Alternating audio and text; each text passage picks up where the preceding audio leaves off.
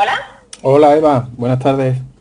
hola, ¿cómo estás? Muy bien. Oye, un placer conocerte y descubrir y conocer tu trabajo, ¿eh?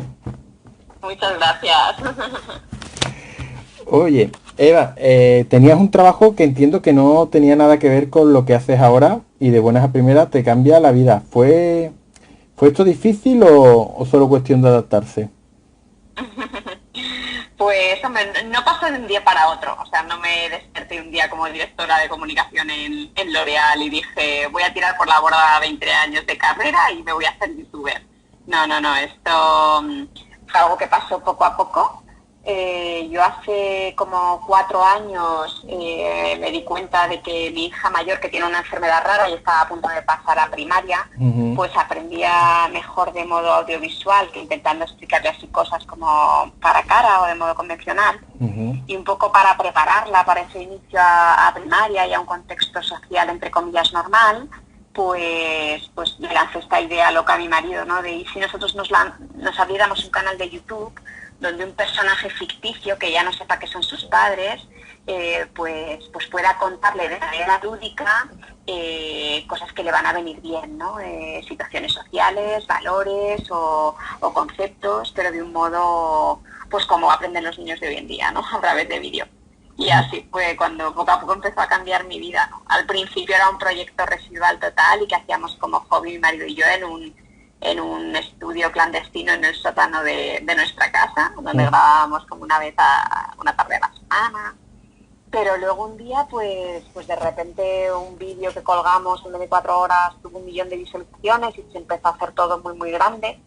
Y luego lanzamos el canal de Ada de Fresa lo lanzamos en otros idiomas.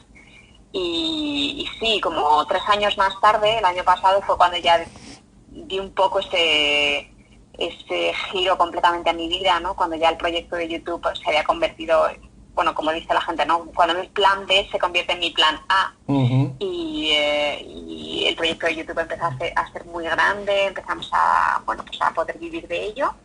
Y ahí fue donde decidí, bueno, pues voy a cambiar de vida, voy a ser mi propia jefa, que era algo que siempre había querido ser, intentar conciliar mejor y me dedico a otras cosas también, no solo al canal, pero bueno, empezamos a dedicarle un poco más de mimo al canal, abrimos el formato podcast y luego quedaba ahí una espinita clavada que es dada de prisa en formato cuento, ¿no? Porque al final a mí en realidad lo que me gustan mucho es contar historias y leerlas ya me encanta, ¿no? Y así fue como ha nacido este proyecto de Hada de Fresa, el hada que nació sin alas, que hoy es un cuento. Mm. ¿Y cómo ha sido el paso de la pantalla al papel? ¿Cómo ha sido la experiencia? Pues, pues bonito, difícil también, porque yo en la pantalla estaba muy acostumbrada a improvisar, bueno, improviso mucho, tengo la idea de lo que quiero grabar, pero no escribo un guión. Y sin embargo, plasmar la historia escrita, pues obviamente cuando no eres escritor me llevó mucha energía, lo disfruté un montón. Quería también hacerlo con mucho cuidado porque quería que guardase muy bien la esencia de Fresa, que es un personaje muy divertido, lleno de color y con el que los niños y las niñas pues se sienten súper identificados, pero a la vez quería que tuviese mensaje detrás, como suele pasar con casi todos mis vídeos, ¿no? Entonces hasta que hilé bien la historia, porque bueno, pues los niños únicamente saben que Hada de Fresa nació sin alas, pero yo nunca había contado en el canal nada detrás, ¿no? Ujú. Y aquí se cuenta cuál es ese origen de ese hada, cómo nació y a qué dificultades se enfrentó por ser al final un hada diferente. Ujú. Oye, me has dicho que el canal lo hacéis ya en otros idiomas. Sí, sí, lo tenemos, es uno de los canales más importantes también en Francia y en Italia. Sí, sí, tenemos Mm. dobladoras fantásticas que lo doblan y lo intentamos en inglés también, pero hay demasiado contenido, entonces nos llevaba mucho esfuerzo y la cosa no arrancaba. Pero sin embargo en Francia y en Italia, pues súper, súper bien, la verdad. Mm. La verdad es que cada vez hay más canales para un público infantil, sabiendo que muchas veces los padres tienden a dejarles el móvil y a ponerles dibujos animados o algo, así de que sea de su agrado. Cada vez hay más canales, incluso hay más pequeños que son los protagonistas de los canales. Eso es algo que me ha Sí. resultado muy curioso. Sí, sí, sí, la verdad es que, bueno, en muchos países ya, en Reino Unido, por ejemplo, el consumo de YouTube en los más pequeños supera con creces a la tele, ¿no? Entonces es una realidad y un poco en ese entorno yo me lo planteé con mucha responsabilidad porque cuando me di cuenta de que ya no me veían solo mis amigos y mis familiares, sino que me veían muchos niños, dije, ostras, esto tiene muchas consecuencias porque los peques se creen cualquier cosa que tú le cuentes, ¿no? Mm. Entonces es verdad que me lo planteo siempre desde la enorme responsabilidad y cuando he querido tratar temas un poco más complejos como pues eso, la propia aceptación de la diferencia o el bullying en el cole Ujú. o bueno, temas un poco más o las separaciones de los padres. O sea, hay muchas cosas que puedes tratar en un canal de YouTube infantil de manera lúdica, pero que también ayuden, ¿no? Pues ahí yo he pedido ayuda a especialistas, ¿no? A amigas mías que son psicólogas infantiles y decirles, oye, lo quiero tratar por aquí, ¿cómo lo ves? Para buscar apoyo, como lo busqué también en el libro, ¿no? Porque yo no soy psicóloga infantil, pero sí que quería que hubiera un trasfondo ahí y entonces me serví de especialistas que me ayudaran también a un poco orientarlo, ¿no? Claro, porque eso te iba a preguntar. Cuando uno hace este tipo de contenido, ¿piensa en algún momento en la responsabilidad que tiene con ello? Sí, entiendo que cuando tú has tirado Yo, de... yo muchísimo, la verdad, cuando no era nadie, pues subía contenido que sabía que les iba a divertir a mis hijas y ya está, ¿no? Pero cuando ya ves la audiencia que tienes, pues yo, por ejemplo, en la medida en la que puedo, pues siempre intento promover hábitos de vida saludable, la empatía con el otro, siempre desde un punto de humor, tratado siempre desde el punto lúdico, pero, pero con un trasfondo, ¿no? Yo creo mucho, pues eso, en comer bien, pues es difícil, ¿no? Que veas comida, entre comillas, basura en mis vídeos, ¿no? Ujú. Y si la hay es justamente para tratarlo desde el otro punto, de esto es algo solo puntual y solo se puede hacer de vez en cuando y bueno, todo este tipo de cosas. Y la verdad es que los papis lo agradecen un montón, me mandan un montón de mensajes de, bueno, pues que se agradece encontrar un sitio blanco donde sepas Sí. que el peque no va a acabar con mensajes Ujú. raros, ¿no? Y yo como es verdad que me sirvo de YouTube para mis hijas, pues sé lo que a veces han acabado viendo y lo que no quiero que vean. Entonces, nunca crearé un contenido que no me sentiría orgullosa de que ellas no viesen o leyesen o escuchasen. Oye, creo que las circunstancias que ha generado esta pandemia y el confinamiento puede ser que hayan dado lugar a que este trabajo que realizas tú pues sea más reconocido. ¿No crees que es así? Bueno, a mí lo que me ha gustado mucho es que, según me han dicho, ha aumentado mucho ya no solo las visualizaciones en YouTube, que es verdad, ¿no? Que los peques han estado mucho tiempo en casa y hemos tenido que tirar a todos los papis pues más de pantallas o nosotros, por ejemplo, que hemos lanzado a de Fresa en formato podcast, ha sido genial, ¿no? Porque la radio es un entorno mucho más mágico para mí incluso que el vídeo, ¿no? Es Mm. como un cuento, es que los niños se lo pueden imaginar. Claro. Entonces, en el podcast hemos tratado el coronavirus desde el principio. Hicimos un cuento ad hoc solamente de, pues justamente el día que a los niños prácticamente les devolvieron a casa, todavía no nos habían encerrado, ¿no? Y luego a lo largo de todo el confinamiento hemos hecho contenido real time, ¿no? Ujú. Como dicen los expertos, de pues según iban avanzando las cosas, nosotros tenemos también mucha audiencia en Latinoamérica, en Estados Unidos, en un montón de sitios, pues íbamos un poco adaptando el programa, ¿no? Y sensibilizando a los peques y entreteniéndoles, pero hablando de temas importantes. Y luego el libro, que además se paró justamente por la pandemia, porque iba a salir para San Jordi, pues estaba previsto que saliese Mm. y se tuvo que parar, ¿no? Hasta que no se ha abierto un poco más la cosa, pues no se ha podido llevar a las librerías.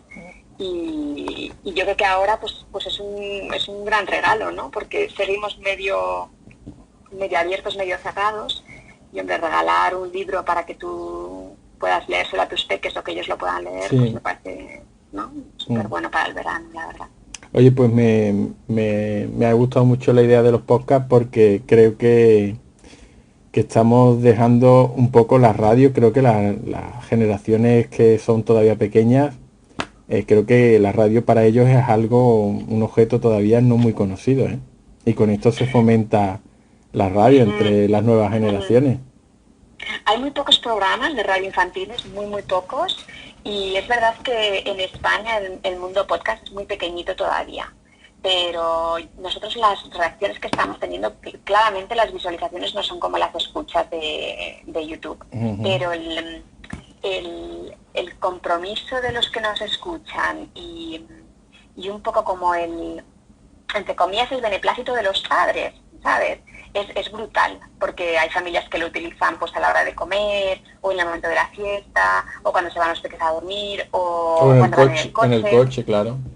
Claro, claro, y es como mágico, ¿sabes? Yo como lo vivía con mis hijas, de repente un momento de tensión en el coche y ponía un cuento, Mm. y es mágico, es que es mágico total. Entonces la verdad es que estamos muy contentos, nos encanta el formato y nos lleva mucho trabajo, mucho trabajo y es difícil de monetizarlo, pero lo hacemos, esa parte la hacemos con mucho gusto, la verdad, porque la audiencia lo acoge súper bien. Oye, por curiosidad, entiendo que el contenido es tuyo, pero ¿los dibujos también son tuyos? No, No. los dibujos son de una ilustradora maravillosa que se llama Minerva Miray y me la propuso Planeta, la editorial con la que Mm. hemos publicado el libro, con Martínez Roca, Sí. y, y yo no la conocía, no conocía su trabajo. Y cuando me metí en su Instagram, pues dije, ay, no sé si es muy afín a lo que yo hago, porque era pues un poco más estética anime, estética cómic, Ujú. pero fue hablar con ella y decirle cómo me imaginaba el mundo. Yo era de fresa, que era muy colorista, y vamos, como a la segunda ida y venida me lo había pillado perfectamente y ha sido una delicia y súper fácil trabajar con ella. Vale. Me decías que entonces, aparte del contenido que tienes en YouTube, este libro, para hacer un poco resumen, es la historia de la protagonista. ¿De dónde viene el origen entonces? Sí, este libro es cómo nació Ada de Fresa y un poco a todo lo que se tuvo que enfrentar hasta que llegó a descubrir su talento, porque Ada de Fresa nació y nació sin alas. Entonces, al principio, cuando es muy pequeñita, ella no le ve ningún problema, ¿no? Pero cuando ya va al cole, pues se tiene que enfrentar a la diferencia, ¿no? Entonces, es un cuento para que los niños entre 3 y 9 años o bien se lo leas o lo lean ellos solos y les va a encantar porque tiene un punto divertido, pero tiene mucho mensaje detrás, ¿no? Entonces, Mm. al final, además, hay una guía como de acompañamiento para los papis, Ujú. porque hay mucho mensaje detrás. Mm. Oye, lo que sí me he dado cuenta es que es un libro muy colorido y que, si no me equivoco, los colores representan en este libro emociones, ¿no? Que son una parte muy importante del libro, los colores. Sí. A mí siempre me ha maravillado un poco esto que dicen los expertos, que yo no había palpado directamente hasta que fui madre, de lo importante que es hablar de emociones cuando son pequeños, ¿no?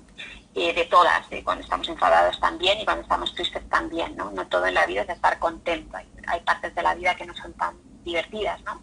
Entonces los colores a los peques les ayuda mucho pues a identificar las emociones, ¿no? Pues hay un montón de películas y de otros libros que trabajan siempre como con los mismos colores y son los que yo he retomado, no he reinventado la rueda, ¿no? La alegría es amarilla, la tristeza es azul. Entonces la varita es la que utilizo un poco como hilo conductor de esas emociones y su halo va cambiando de color en función de la emoción que siente Ada de Fresa, ¿no? Si está triste, pues está azul, y si está muy contenta, pues está amarilla, y Ujú. va cambiando, ¿no? Y eso ayuda cuando lo estás leyendo, porque siempre hay un dibujito de la varita por las páginas, ayuda a irle explicando al peque, ¿no? ¿Y por qué crees que a veces se siente triste? ¿O por qué está enfadada? Y eso ayuda, ¿no? A que ellos lo puedan aprender a verbalizar y hablar de las emociones de manera natural. Mm. Hablas de esos sentimientos, ¿no? Y de esas emociones. En el libro se habla de compartir sentimientos y de fomentar el diálogo. Yo creo que de todos los temas que tratas, porque tú dices que se tratan varios temas o da lugar a la reflexión de varias situaciones, creo que el diálogo en este libro es uno de los mensajes más importantes, ¿no? ¿No lo crees así? Totalmente, además un diálogo muy bonito porque casi todo el diálogo lo tiene Ada de Fresa con su abuela, ¿no? Ujú. Que yo quería que la abuela tuviera un rol muy fundamental. Yo creo que a veces no escuchamos suficiente a nuestros peques o no sabemos tampoco hacer como las preguntas oportunas, ¿no? Por eso pues al final hay una pequeña guía, ¿no? Que ayuda a eso, a hablar más con los pequeños y a escucharlos de verdad, a darles tiempo, ¿no? Y que ellos expliquen. Porque lo que sí que es cierto es que una vez que verbalizamos cualquier cosa que nos pasa, es como que te quitas una mochila de encima, ¿no? Es como que te sientes más liviano y a ellos les pasa lo mismo. Cuando estamos contentos y ahí no hay ningún problema, ¿no? Pero ¿qué pasa cuando estoy triste o estoy enfadado o estoy frustrado o siento rabia? Pues ahí la abuela le da ese consejo, ¿no? De fresa. Pues es normal que te sientas triste y enfadada y llora. Que llorar es parte de la vida, ¿no? Hay algo que me ha gustado mucho y que tú comentabas antes, que es al final del cuento aparece esa pequeña guía de la que mencionabas para los padres, ¿no? Para que trabajen con los pequeños en las cuestiones que se han tratado en el libro para que la comenten entre ellos, ¿no?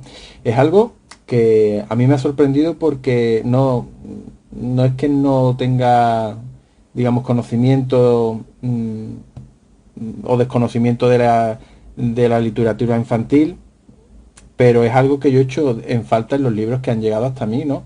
Es algo que me ha resultado muy útil, pero que lo he hecho en falta y me ha gustado mucho en tu libro. No sé si tú eso lo has mirado, lo has buscado, o Pues tenías ese pensamiento y decías, oye, creo que esto falta aquí en este tipo de literatura.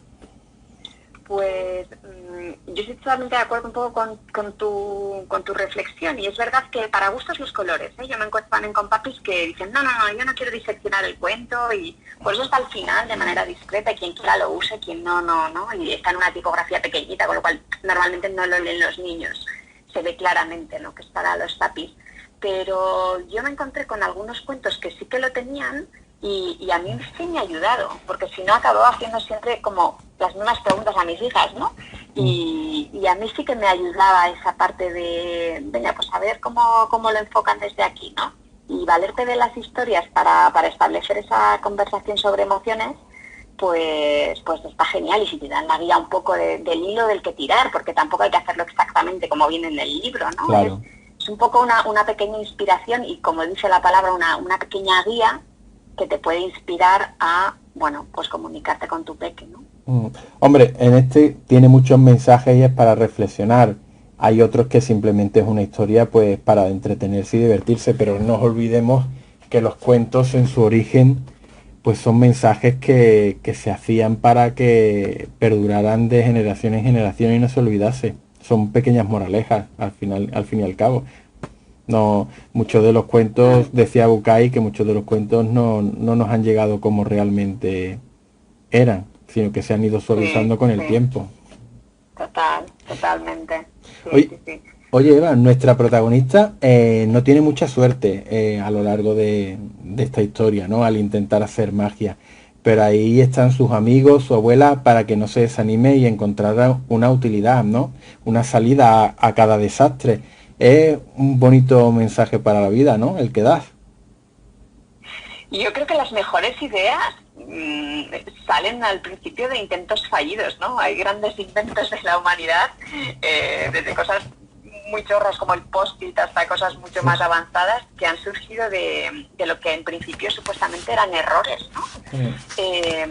Entonces ahí me gustó mucho y fue un trabajo con la editora que dijo, oye, ¿y por qué no? Porque es verdad que en Hada de Fresa muchas veces la magia no sale bien en mi canal, muchísimas veces salen cosas como divertidas, ¿no? Y el verle el lado bueno a las cosas, entre comillas, malas, pues era un mensaje que también me parecía que debía estar ahí, ¿no? Y efectivamente el mensaje también es que antes de que te salgan bien las cosas, pues hay que practicar un montón, ¿no? Entonces, bueno, pues si no te sale tan bien a la primera, ríete de ti mismo porque no es tan serio, ¿sabes? Y busca de otra utilidad y, bueno, practicando y practicando, pues llegará el día en el que la magia se haga realidad. Bueno, el título, El hada que nació sin alas, al final es un poco, llega a explicar un poco que, bueno, da igual que al final no consigas algún sueño, pero no por ello tienes que rendirte y disfrutar con el resto de las cosas que te da la vida, ¿no? Efectivamente, hay una frase que siempre le dice su abuela, ¿no? A esta pequeña hada, que es: con alas o sin alas, tú siempre serás una hada, ¿no? Entonces, a veces, pues eso, nos anclamos un poco en nuestras limitaciones y nos olvidamos de quiénes somos, ¿no? Y todos somos especiales y tenemos algo que puede ser distinto a los demás, pero está ahí, ¿no? Cada uno tiene un talento, y este hada, bueno, pues hay muchas cosas que no podría hacer, entre otras cosas volar, ¿no? Pero igual podría encontrar otro talento. ¿Porque este mensaje surgió por tu hija o luego a raíz de hacer el contenido para tu hija ya fue surgiendo con el contenido? No, está bastante inspirado en ella, la verdad. Siempre he pensado que Yaisa, que es así como se llama mi hija, cuando creía de Fresa, estaba muy inspirado en ella, muy inspirado en que ella ve el mundo de una manera diferente y es un regalazo, ¿no? Del modo en el que lo ve y el modo en el que impregna un poco. A mí su mayor enseñanza es que ella vuela sin alas, ¿no? No le hace falta las alas para volar, y sabía que quería, bueno, pues que la historia respirara Yaisa, la verdad. Pues la verdad es que es una historia preciosa. Oye, Eva, y para finalizar, ¿habrá más hada de fresa en formato papel? Pues ojalá vaya bien y esto sea el primero de una gran saga, ¿no? Por ahora yo estoy súper contenta con el resultado, la gente que lo ha leído le encanta y ojalá sea el primero de muchos, la verdad. Pues a mí me encantaría, porque además yo he quedado encantado con la historia. Muchísimas gracias, el mejor regalo que me puedes hacer. Pues nada, muchas gracias a ti por tu tiempo. Y un saludo y buen día. Un saludo, adiós. Adiós.